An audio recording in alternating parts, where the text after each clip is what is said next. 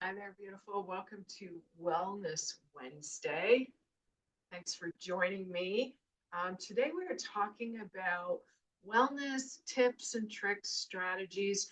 And I gave this, a lot of thought when I was putting this together. And I just decided that I wanted to use some practical things that you can take from this and use right away. Okay. So that's what I've gone with because I know that when I'm watching stuff, I want stuff I can use. That's just how I am. Show me how to do it and let me go with it and see where it takes me. When it comes to wellness in our midlife years and beyond, right? Um, Things can get a little bit challenging, a little roller coastery, as I'm sure you've probably noticed. And these are some wellness tips that I have used and strategies that I have used um, premenopausal, menopausal, postmenopausal. So I thought I'd share them with you today.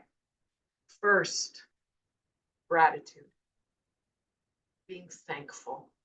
You know, we hear so much about gratitude and gratefulness. We've all heard it. It's all over the internet. Coaches everywhere are teaching gratefulness. Scientists are looking at the power of gratefulness and how it rewires our brain for good reason. So I write down 3 things at night that I'm grateful for. And I find that when I can go to bed in gratefulness, I wake up in gratefulness. And more times than not, when I wake up in the morning, the first thing that comes out, out of my brain, out of my thoughts are thank you. And so it doesn't take long to write down 3 things, okay? And give them some detail. There's always 3 things in our day that happen that we can be grateful for, right? They all don't have to be wow. Sometimes we're grateful for those challenging times and what we're learning, right? So try that. The second one is the pause breath.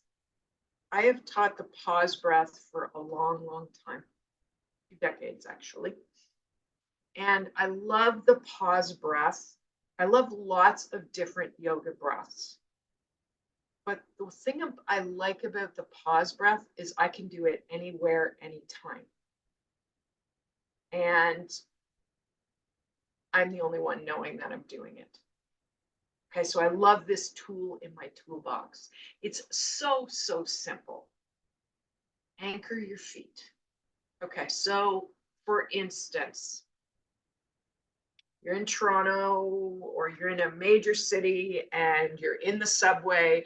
It's 5 o'clock, 5:15. Everybody's running, moving, trying to catch their train. It's just going so fast. It's a whirlwind of energy constantly. We can see that in our head if you've ever been in there at that time of day. And so all we're going to do is just stop, connect to our feet. Okay, so and 3 breaths. Inhale and exhale. Don't have to close your eyes, keep your eyes open. It's that pause. 3 breaths, move on. Okay, ground you into your feet, ground you into the earth, connects you into the present moment. Okay, it's mindful. The breath is the gateway from the mind to the body. There's so many benefits to the pause breath, so easy to do. I have done the pause breath seated on a toilet in a public bathroom. Okay, so once you learn it, it's so easy to do. So gratefulness, the pause breath, stillness to connect, stillness, quiet. We live in a very noisy, noisy world. I like to do stillness in the morning. For me, that plays out as meditation. Not all people it does. For some people, it's sitting with their coffee, looking out the window at the birds. You know, I've heard so many different variations of how people connect to themselves. But when we come into stillness, especially first thing in the morning, we connect with ourselves and we know where we are at, how we are stepping into the day. It gives us the opportunity to shift that if we want, right? But sometimes we just get up and we go.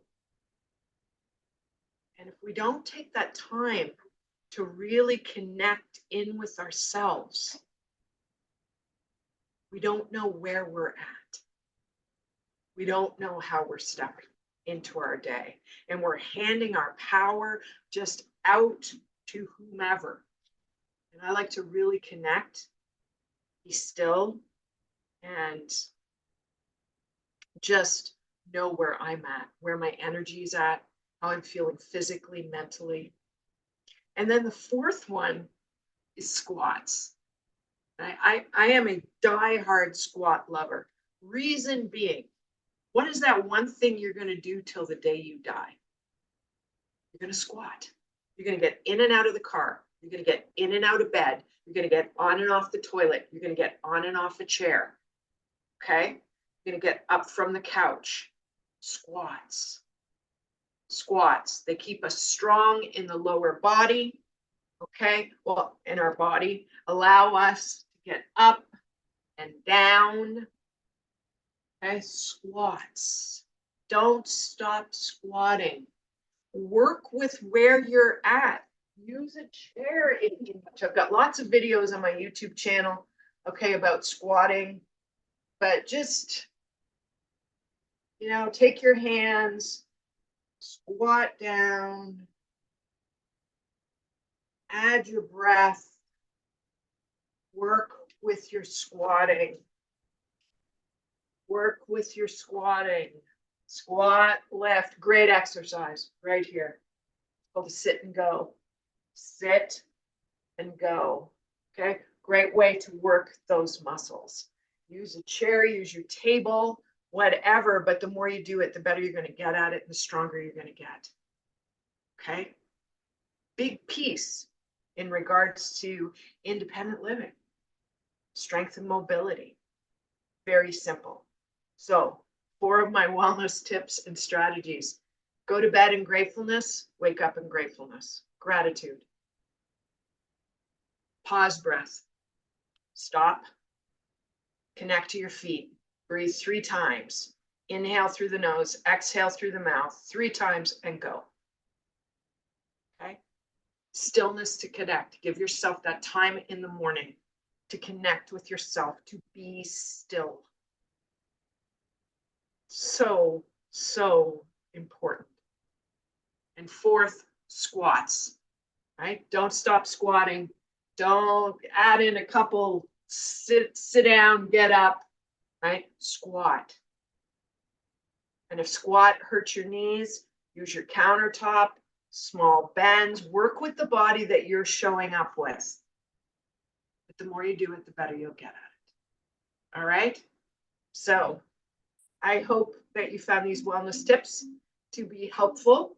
And I look forward to joining you live again next week as we are into May. All right. Have an incredible week and we'll chat soon. Namaste.